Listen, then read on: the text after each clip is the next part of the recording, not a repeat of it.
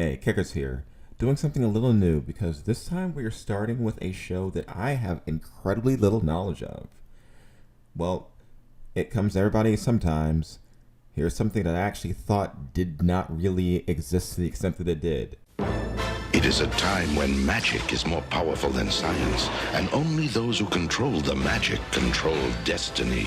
They are the Visionaries.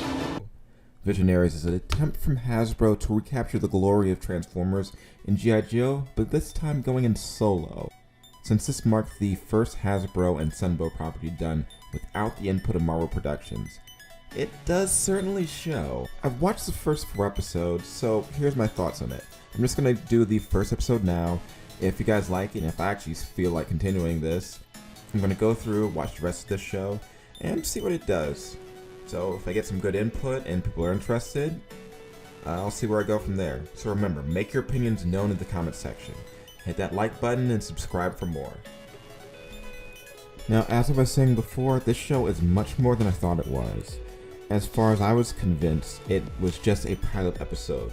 You know, one of those shows you'd see on a national holiday that were just an excuse to stay home from school, where networks would just plot out and plop out whatever stuff they had just sitting in a drawer somewhere. But no, it was a real show that had a 13-episode run. The first episode starts off with a pretty damn good premise. Technology all over the world simply starts failing, and by that we mean advanced technology.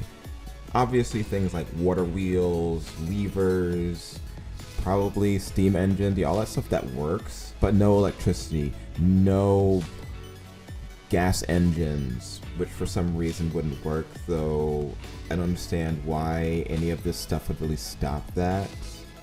But then again, they don't really explain what's going on so far. All you need to know is the world's been knocked back to the Middle Ages. There's various kingdoms and fiefdoms that have sprouted out in the ruins of the old world, with high technology littering the landscape, just simply unable to function. We are introduced to the principal cast of toys that the series expects you to collect. The Spectral Knights, led by Leoric, and the Darkling Lords, led by Lord Darkstrom.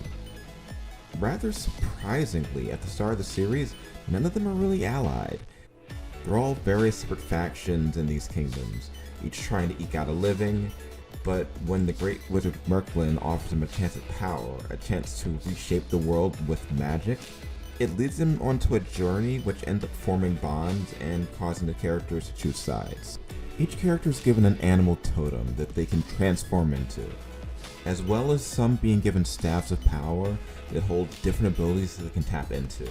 The characters are rather simple archetypes for the most part: the good, the bad, the mercenary, the selfless.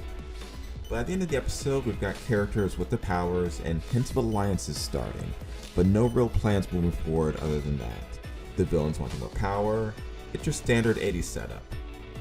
Gotta say though that the most interesting character so far is the wizard. He's a completely neutral party, seeming to have no allegiance to good or evil, helping both sides out equally. He's someone that wants something, and I really want to know what that is. It's holding my interest more than any of the rest of the cast, really. The animation is typical Sunbow fare, the voice work as well. There's nothing wrong with it, but let's say only the villains really have much of a personality so far. Anyway, this is just a quick one.